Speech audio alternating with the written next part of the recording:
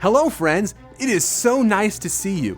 If you are here looking for a pyramid, then you have surely come to the right place. Here, we have pyramids of all sizes, and I would love to send you home with one. But before you go, would you have time for a story? Yeah! Great! To hear my story, you must click on your listening ears. Do it with me.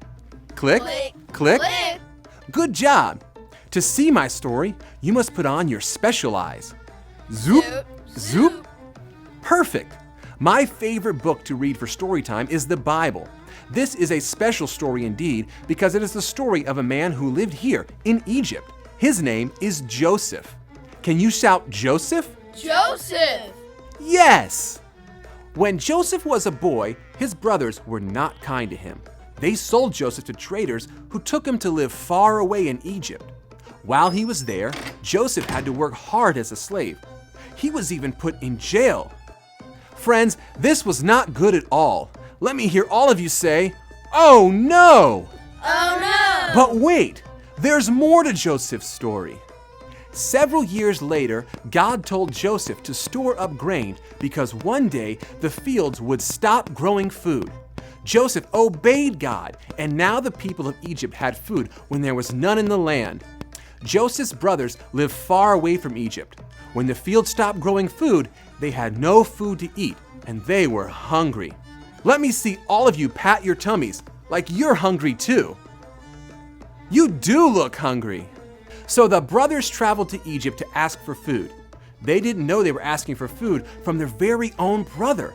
Instead of being mean to his brothers, Joseph obeyed God and was kind to his brothers, giving them food to eat.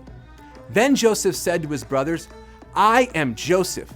His brothers were so surprised. It had been so long since they had seen him. Joseph told his brothers that he was not mad at them. See, Joseph knew that God says we should forgive others when they hurt us. And he obeyed God.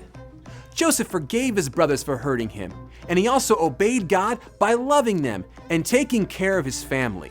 Let's all cheer for Joseph obeying God. Over the next few years, Joseph's family lived in nice homes and had plenty to eat. Joseph also obeyed God by taking care of the people in and around Egypt. He made sure they had plenty to eat also. Joseph obeyed God every day, and because of that, God did great things through him.